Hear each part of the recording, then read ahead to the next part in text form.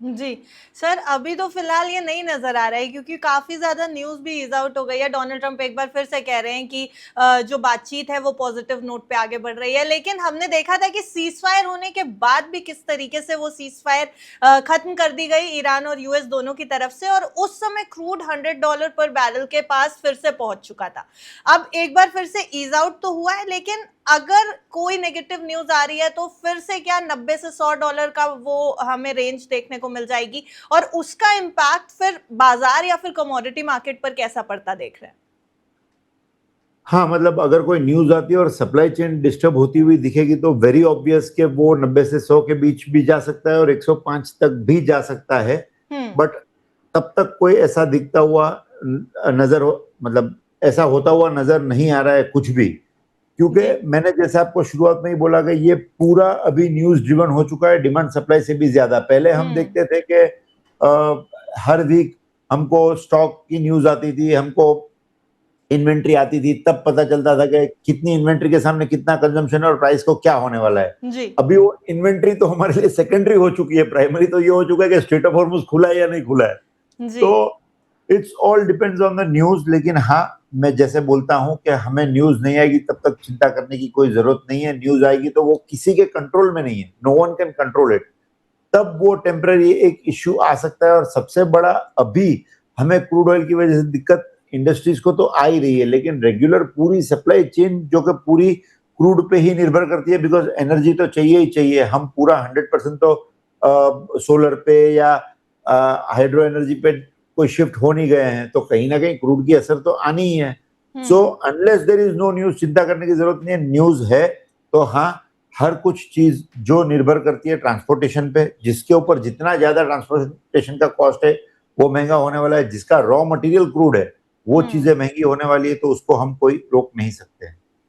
जी, आप बिल्कुल सही कह रहे हैं सर, न्यूज़ ड्रिवन तो है ही इस समय क्रूड और अगर हम थोड़ा स्पेसिफिक हो जाएँ तो मुझे लगता है डोनाल्ड ट्रम्प ड्रिवन ज़्यादा हो चुका है क्रूड इस समय on a yes, lighter note. Yes, yes, true, I agree and everyone knows कि कहीं ना कहीं स्पेकुलेशन और मैनिपुलेशन होते ही हैं। जी।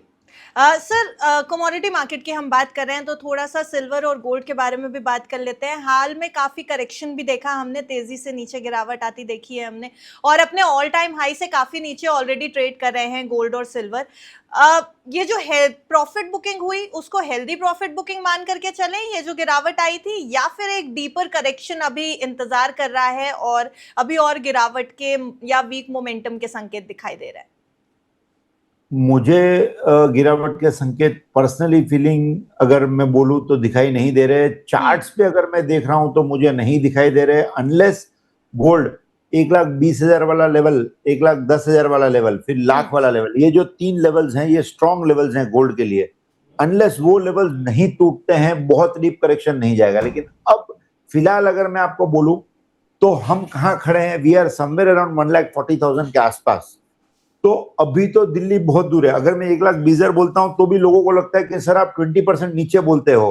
हुँ, लेकिन हमने गोल्ड को कहाँ जाते हुए देखा वो भी तो आप देखिए। वहां से हम नीचे आए हैं तो कहीं ना कहीं हो सकता है हमको वो करेक्शन देखने मिले लेकिन घबराने वाला कोई जरूरत नहीं है। बिकॉज होता क्या है देखो, गोल्ड कभी भी हिस्टोरिकली जब बहुत रन किया है तब ऑन एन एवरेज 20-30%, 35% करेक्ट किया है। जी। ऐसा कभी नहीं हुआ है कि रन लिया हो एकदम ऑल टाइम हाई बना और वहां से 70% टूट गया हो। ऐसा हुँ, कभी नहीं हुआ है।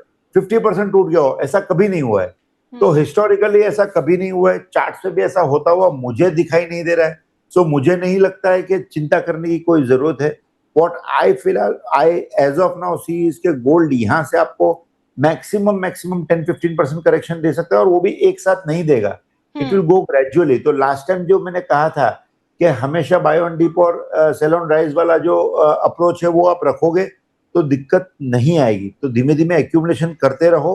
कुछ पार्ट को आप सेल ऑन राइज करो लेकिन सब कुछ मत बेचो क्योंकि हुँ, हमको पता ही नहीं है कि वो सेल ऑन राइज उस राइज के बाद नया राइज आएगा या वहां से फॉल आएगा। वी आर जस्ट स्पेक्यूलेटिंग के सेल ऑन राइज करते रहो। तो मैं ये बोलता हूँ कि आपका अगर होल्डिंग आपके पोर्टफोलियो में 10% गोल्ड का है तो आप 3%, 4%, 5% को buy on dip sell on rise करते रहो। कुछ एरिया तो आपका ऐसा रहेगा पोर्टफोलियो में इन्वेस्टमेंट का कि जिसको आप होल्ड करके चलते रहो। सोचो ही मत उसके बारे में कि मैं उसको सेल ऑन राइज करूंगा। क्योंकि एक पॉइंट तो कभी ना कभी ये आएगा ना मैडम कि वहां से गोल्ड वापस नहीं आने वाला है, जी। तो उस पॉइंट पे तो आपके हाथ से गोल्ड सारा निकल चुका होगा, तो पूरा कुछ नहीं बेचना चाहिए।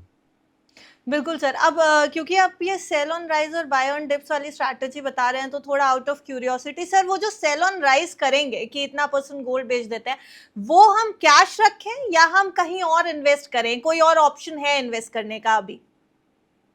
मेरे हिसाब से आपको कैश ही रखना चाहिए, क्योंकि यू नेवर नो कि आपको वापस कब बाय ऑन डिप करना पड़ जाए।